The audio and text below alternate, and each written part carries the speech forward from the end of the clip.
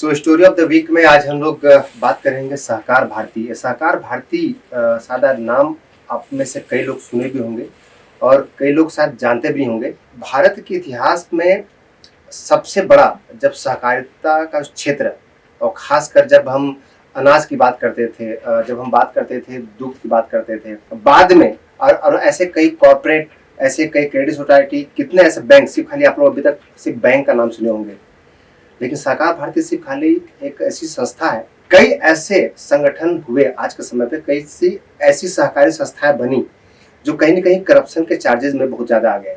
लेकिन सहकार भारती एक संगठन, और जो भी इनके अंतर्गत में जितनी भी संस्थाएं काम कर रही हैं, वो कहीं न कहीं से लीक से हटकर और एक समाज के लिए और खासकर सहकारिता के क्षेत्र में बहुत ज़्यादा एक एग्रेसिव तरीके से काम कर रही है। नॉट ओनली महाराष्ट्र बल्कि भारत के हर कोने में। अभी कुछ दिन पहले इसका 7वां अधिवेशन भी हुआ था यूपी में, और इसमें अमित शाह जी खुद आए थे और इस चीज़ को लेकर उन्होंने आगे बढ़ाया, और कई ऐसे लोग भी आए थे जिन्होंने अपनी अपनी बातें रखी और नए आने वाले समय में संभावना क्या है। सहकार भारती नवी मुंबई में कल एक कार्यक्रम है, और खासकर ये हाउसिंग सोसाइटी, तो जितने भी यहाँ पर हाउसिंग सोसाइटी हैं, कई हाउसिंग सोसाइटी से जुड़े हुए हैं, कई हाउसिंग सोसाइटी जुड़ रहे हैं, और ये हाउसिंग सोसाइटी में क्या काम होगा, सहकार भारती उसमें क्या करने वाली है, इस सब के बारे में विस्तृत जो पूरी जानकारी है आज हम लेंगे। आज हमारे साथ हैं एडवोकेट चंद्रकांत निगम साहब, जो नवी मुंबई सहकार भारती के सेक्रेटरी हैं, और साथ में ये हाउसिंग जितने भी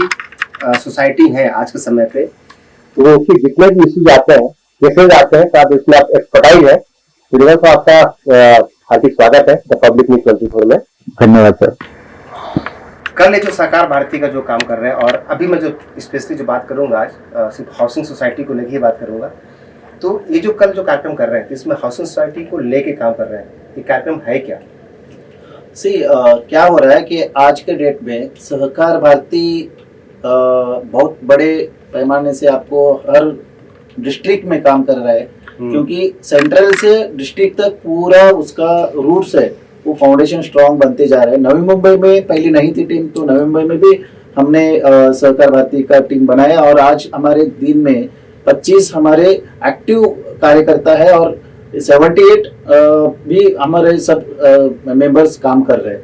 तो सहकार भारती का मेन जो फोकस है, ये सहकार भारती का फोकस है कि कोऑपरेटिव सेक्टर में हर तरफ से सभासद और बाकी लोगों को उसके बारे में नया जो लॉ आता है उसके बारे में जानकारी देना, और ज्यादा से ज्यादा लोग सहकार के सहयोग से अपना खुद के पैर पे बलबूते पे खड़े होने के लिए, जो गरीब से गरीब पर्सन है वो 100 रुपए दे के अपना मेंबरशिप करके वो अपने मेन जो फाइनेंशियल हो या सर्विस इंडस्ट्री में पार्टिसिपेशन करने का एक ही रास्ता है। आज आप मार्केट में देखेंगे करोड़ के फैक्ट्री चल रही है, वो पूरे सहकार के तत्व पे चल रही है। वो 100 रुपीज या 200 रुपीज का उन्होंने मेंबरशिप लिया है, और उसके बेस पे आज उनका 500-600 करोड़ का सालाना टर्नओवर हो रहा है। तो ये सहकार का देन है। तो ये हाउसिंग सोसाइटी यदि आपके साथ जुड़ रही है, और अभी सुनने में आया कि कई सोसाइटी ऑलरेडी जुड़ चुकी है, तो जो नए वाले हैं उनको आप कैसे जोड़ेंगे, वहां तक आप कैसे पहुंचेंगे? Yes, correct. तो सहकार भारती का मेन फोकस स्टैंड यही है कि ज्यादा से ज्यादा हर सहकार के जो भी रजिस्टर्ड सोसाइटीज है उनके पास पहुंचना है। तो एग्जांपल है, कई फिशरी इंडस्ट्रीज है, उनकी सहकारी सेवा संस्थाएं होती है। कई जगह ऐसा होता है कि जो बचत गट होते हैं, मतलब लेडीज एक साथ आते हैं 15 लोग, और वो बचत गट बना के पापड़ या कोई मसाला बनाने का वो बिजनेस करता है। कई ऐसे इंडस्ट्रीज है छोटे छोटे, जो हम लोग बोलते हैं कि बच्चे लोग भी उसमें पार्टिसिपेशन कर पाए। कई ऐसे सी साइड के, समुद्र साइड के जो अनाज, उधर फिशिंग जो भी मटेरियल होता है उसको इंटरनेशनल मार्केट तक लेके जाने का ये एक फाउंडेशन सहकार भारती के माध्यम से कोऑपरेटिव सेक्टर में लेने का काम ये सहकार भारती कर रही है। एक आपको बता दूं मैं कि सहकार भारती का कुछ साल पहले मैंने जो छत्तीसगढ़ और मध्य प्रदेश में जब काम देखा था, आपके पास यदि छोटी सी आपने एक संगठन बनाया है, एक सोसाइटी बनाई है, और यदि आपको एक बड़ा प्लेटफॉर्म मिल जाता है जैसे सहकार भारती जो काम करे देश में, तो आपका जो बिजनेस, आपके साथ जितने जुड़े हुए लोग हैं, उस बिजनेस को एक बड़ा प्लेटफॉर्म मिलता है आपको एक्सपेंड करने के लिए।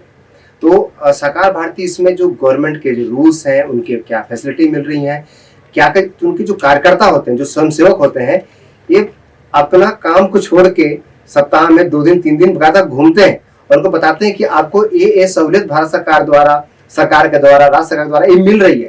तो कई ऐसे लॉ हैं, कई ऐसे कानून है, कितने से फैसिलिटी मिलती है जो लोगों को पता ही नहीं है। ये काम सहकार भारती करती है। और इस चीज पे एक पॉजिटिव जब हम बात करते हैं सर, यहाँ पर जो हाउसिंग सोसाइटियाँ हैं, कई हाउसिंग सोसाइटी तो कोऑपरेटिव बन जाती है, लेकिन उनको लॉ के बारे में ज्यादा आइडिया नहीं है और कई करप्शन के केसेस भी आते हैं। कई ऐसे मेंबर्स हैं, कई आपको ही पता है अभी तक केस हैंडल करते हैं, तो उनके तक क्या, उन लोगों तक अपने लॉ के बारे में जानकारी, क्या आप लोग इसके ऊपर भी कोई काम करने वाले हैं? Yes, great.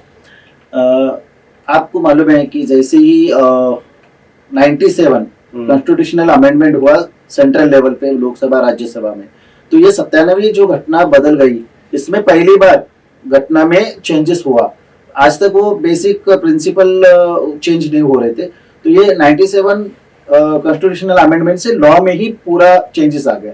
तो ये जैसे ही सेंट्रल में चेंजेस हुआ, वैसा ही स्टेट लेवल में, हर स्टेट में, अभी महाराष्ट्र में 2014 में वो स्टेट ने भी नया कोऑपरेटिव सेक्टर का जो लॉज है वो अडॉप्ट किया। मतलब महाराष्ट्र सहकारी संस्था अधिनियम 1960 नियम 1961 जो है, उसमें बहुत सारे अमूलाग्र बदल किया गया।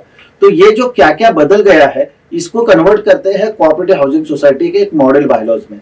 तो ये मॉडल जो बायलॉज बोलते हैं, उपविधि मराठी में हम बोलते हैं, तो ये बायलॉज की हर चीज से ही सोसाइटी चलती है।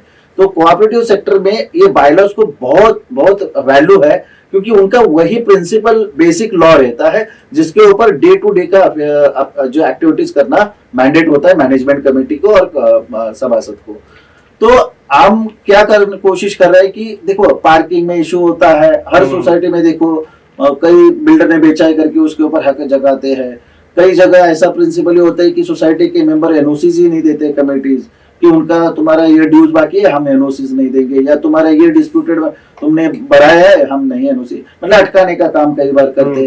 कई जगह ऐसा सोसाइटी का डिस्प्यूट क्रिएट होता है कि इलेक्शन ही नहीं होते सालों साल, कितने साल हो गए उनके इलेक्शन ही नहीं हुए, पुराने कमेटी ही चला रही है। कई सारे आपको इश्यूज देखेंगे कि सोसाइटी के अकाउंट्स नहीं होते हैं, ऑडिट नहीं होता है, उसके ऊपर जो सेक्शन 75 के साथ एजीएम होना चाहिए सितंबर के हर महीने के हर साल के पहला, या ऑडिट होना चाहिए 4 महीने के पहला, या उसका इनकम टैक्स फाइल करना चाहिए, उसका भी टीडीएस फाइल होना चाहिए। अभी जीएसटी प्रिंसिपल आया है 2016 से, तो जीएसटी का भी वर्क होना चाहिए। ये सब जो लॉज इंप्रूवमेंट हो रही है सेंट्रल लेवल पे या स्टेट लेवल पे, ये जानकारी सभासद को, बेसिक लोगों को नहीं रहते हैं। बराबर है, they are not working with professionally in that field, they are just helping to the run society। तो हम सहकार भारती के माध्यम से अब पूरा महाराष्ट्र में हर जिले में सहकार भारती के टीम अपने अपने जिला में अपने अपने सोसाइटीज को एक प्रशिक्षण का कार्यक्रम, और ये प्रशिक्षण कार्यक्रम देना गवर्नमेंट ने फिक्स किया है सेक्शन 24A में। तो ऐसा सेक्शन 24 है ये कि हर कोऑपरेटिव सोसाइटी के मैनेजमेंट कमेटी ने हर साल उसको ट्रेनिंग लेना ही लेना है।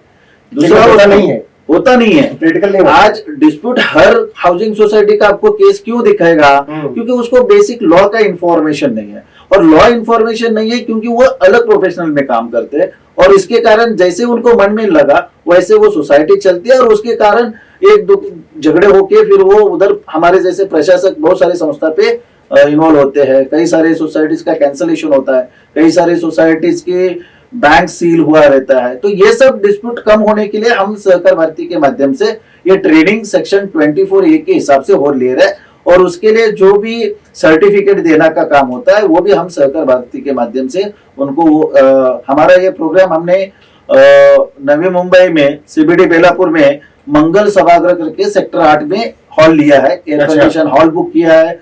वो दिन हमने पूरा एक्सपर्ट्स लोगों को इनवाइट किया है, जैसे कि आदरणीय सह निबंधक हमारे जो डॉक्टर केदारी जाधव है सिडको के, हमारे उपनिबंधक ज्वाइंट रजिस्ट्रार, तो उनको हमने वो दिन इनवाइट किया है, वो भी गाइड करने वाले हैं।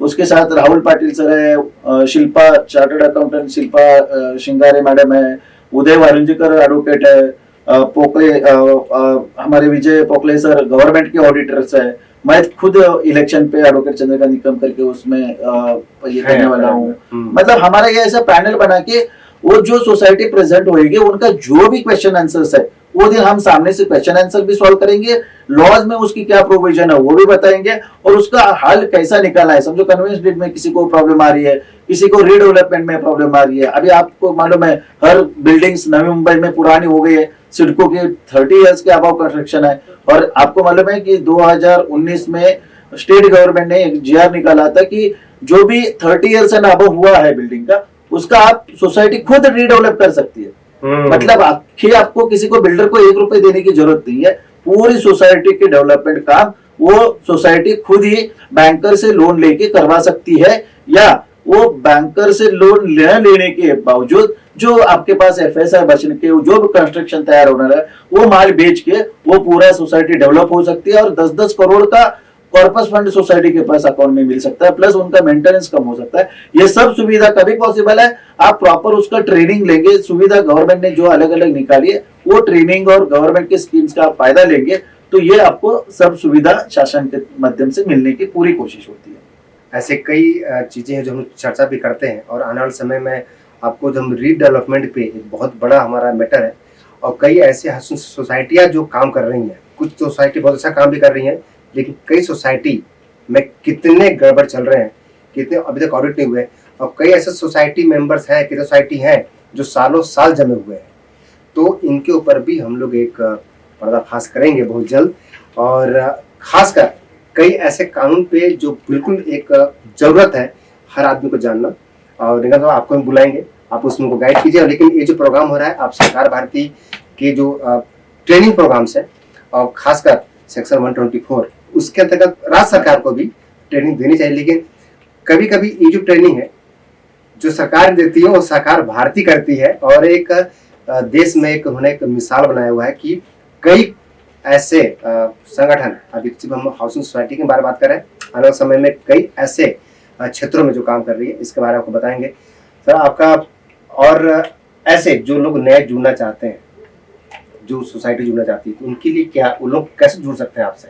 हाँ, हम सहकार भारती का कोई भी मेंबर बनना चाहता है, इंडिविजुअल जो मेंबर बनना चाहता है उसका हम नॉमिनल 50 रुपीज मेंबरशिप लेते हैं और कोई कोऑपरेटिव हाउसिंग सोसाइटी जोड़ना चाहिए उसको 100 रुपीज लेते हैं और कई सारे जो पद पीढ़ीज वगैरह होती है उनका 1000 रुपीज, ऐसा नॉमिनल एकदम बेसिक लेवल का 50-100 रुपए लेके उनको हम मेंबरशिप देते हैं और उनको हमारे जो ये प्रवाह है सहकार भारती के माध्यम से सहकारी में काम करने का, वो सभी को हम रिक्वेस्ट करते हैं कि आप भी हमारे ये कोऑपरेटिव सेक्टर में सपोर्ट करिए ताकि हम ज्यादा से ज्यादा छोटे से छोटे लोगों तक पहुंच पाए और हर आदमी अपने बलबूते पे काम करने की कोशिश करे। तो सर एक लास्ट सवाल है कि क्या सहकार भारती में जैसे मान लीजिए किसी का डिस्प्यूट हो गया, कभी ऑडिट नहीं हुआ, चाहे अभी जो केसेस आते हैं कि स्विमिंग पूल है सब है, अभी तक तो 2 साल से कुछ यूज नहीं कर रहे फिर भी उसका पैसा ले रहे हैं, तो इस टाइप के छोटे छोटे चीज के लिए भी ट्रेनिंग या उनका अवेयरनेस आप लोग करते हैं? यस, सहकार भारती के माध्यम से मैं खुद मेरे ऑफिस में फेसबुक लाइव थ्रू हर 15 दिन में 20 दिन में अलग अलग लेते हैं कोर्सेज। जैसे अभी जीडीसी एंड एग्जाम देना पड़ता है जो ऑडिटर होना चाहते हैं, तो वो उसके लिए कैसा जीडीसी एंड एग्जाम दे सकते हैं उसके लिए मैं फेसबुक के माध्यम से लोगों को गाइड करता हूँ पूरा महाराष्ट्र में। तो एग्जाम कैसा फॉर्मेट होता है, कौन एलिजिबल है, क्या पेपर्स लगते हैं, कितने मार्क्स का पेपर्स होते हैं, एग्जाम कैसा देना है, कभी एग्जाम हो, ये सब बेसिक इन्फॉर्मेशन हम सहकार भारती के माध्यम से देते रहते हैं। कई लोगों को पैनल पे ऑडिटर करके काम करना है, वो पैनल पे कैसे आ सकते हैं उसके लिए हम हेल्प आउट करते हैं। ऐसे कई सारे सोसाइटीज के इश्यूज होते हैं, हम बायलॉज के ऊपर ट्रेनिंग देते हैं। हमने बीच में कन्वेंस डीड के ऊपर ट्रेनिंग लिया था। आप सभी को मालूम है कि कन्वेंस डीड होना क्यों या डीम कन्वेंस होना कितना जरूरी है। जब तक वो नहीं होता है तब तक आप मालिकाना आपका जैसा घर है वो घर का मालिकाना आपका हो सकता है, लेकिन आपके नीचे जो जमीन है वो मालिकाना जब तक कन्वेंस डीड नहीं होता है तब तक आपको मालिकाना नहीं मिलता है। ये सब बेसिक प्रिंसिपल कैसा कन्वेंस डीड करना है गवर्नमेंट के, उसमें क्या क्या प्रोविजन है, इसके बारे में हम लेक्चर्स ऑनलाइन माध्यम से या फिजिकल के माध्यम से भी हम देते रहते हैं। बीच में 2 साल कोविड था तो हमने ज्यादा से ज्यादा फेसबुक के माध्यम से हर सेक्शन पे लिया है ट्रेनिंग। सहकार भारती का जो काम है ये कोई छोटा मोटा काम नहीं है, कई क्षेत्रों में ग्राउंड लेवल पे बहुत सारे ऐसी चीज़ों पे काम करती है। और आपको भी आपकी भी कोई सोसाइटी है जुड़ना चाहे तो नीचे पूरा हमारा एक नंबर रहेगा, आप कॉन्टैक्ट नंबर रहेंगे, मेल आईडी होगा, आप उनके साथ भी संपर्क कर सकते हैं। आपको भी किसी हाउसिंग सोसाइटी में कुछ इश्यूज है कुछ प्रॉब्लम्स है और जिसको आप लेके बहुत ज़्यादा परेशान है, तो आप हमसे कॉन्टेक्ट कीजिए, हम उनकी बात कराएंगे और एक दिन सारी समस्याओं को लेके भी हम सर को लेके आएंगे। और हमारे पास पूरे एडवोकेट की पैनल जो सर के अंदर में ही काम करती है, हम उनको भी लेके आएंगे और उससे भी आपकी प्रॉब्लम को सॉल्व कराएंगे। सर आपका बहुत बहुत धन्यवाद। ये आप बोलना चाहते हैं? मैं ये बोलना चाहता हूँ कि आज कई सारे सोसाइटी में एडमिनिस्ट्रेशन ऑफिसर्स है, कई सारे सोसाइटी का इलेक्शन हो नहीं रहा है, कई सारे सोसाइटीज का ऑडिट नहीं हो रहा है, कई सारे सोसाइटीज में बायलॉज अडॉप्शन बेसिकली हुआ नहीं है, कई सारे सोसाइटी में कई लोगों को मेंबरशिप नहीं दिया है, कई सारे सोसाइटी में डिफॉल्टर्स बहुत सारे लाखों रुपए डिफॉल्टर्स है, तो वो जो रिकवरी की प्रोसीडिंग होनी हो रहा है, कई सारे सोसाइटी का डीम्ड कन्वेंस या कन्वेंस डीड नहीं हो रहा है। तो ऐसे कोई भी आपको दिक्कत आती है तो आप सर को कांटेक्ट कीजिए। हमारे पास पूरा पैनल है, 15-20 एडवोकेट आपको वो सपोर्ट करेंगे। हाँ, जो भी नॉमिनल उनका चार्जेस है वो आपको लिया जाएगा, फीस है हाँ, जो कि प्रोविजन करना है, लेना है। लेकिन हम लोग इतना बोलते हैं कि हम लोग, मैं खुद कोऑपरेटिव सेक्टर में लास्ट 15 साल से काम कर रहा हूँ। मैं अभी गवर्नमेंट के पैनल पे मैंने एज ए ऑडिटर काम कर रहा हूँ, एज ए इलेक्शन ऑफिसर काम कर रहा हूँ मुंबई, नवी मुंबई थाना में, एज ए एडमिनिस्ट्रेशन ऑफिसर के काम कर रहा हूँ जो प्राधिकृत अधिकारी बोलते हैं। कई जगह हम 83 के इंक्वायरी ऑफिसर करके काम कर रहा हूँ, कई जगह 88 ऑफिसर के करके काम कर रहा हूँ, कई जगह रिकवरी ऑफिसर करके काम कर रहा हूँ। कई सारे सेक्शन 24 के माध्यम से हम सोसाइटी में जाते और सोसाइटी में जाके उनको बोलते हैं कि आप एक प्रोग्राम लगाइए, हम आपकी सोसाइटी में आपको ट्रेनिंग प्रोवाइड करेंगे। ऐसे अलग अलग माध्यम से हम लोग जुड़ने की कोशिश कर रहे हैं। आप भी हमारे साथ जुड़ जाइए, तो नवी मुंबई में तो ऐसा कोई बचेगा नहीं कि कोई सोसाइटी को कोई दिक्कतें ज्यादा क्रिएट हो जाए। तो अभी भी आपको लगता है तो आप बकायदा नीचे हमारे कॉन्टेक्ट नंबर है, हमारे द पब्लिक न्यूज़ 24 की हमारी मेल आईडी है, फेसबुक है, हमारे जो सोशल मीडिया के थ्रू आप जुड़ सकते हैं, हमारे वेबसाइट के थ्रू जुड़ सकते हैं जिसमें सर का नाम, नंबर पर कॉन्टेक्ट सारे डिटेल्स रहेंगे। और आप लगता है कि आपको मीडिया के माध्यम से कोई इशू रेज करना है तो भी आप कर सकते हैं। बने रहिए द पब्लिक न्यूज़ 24 के साथ।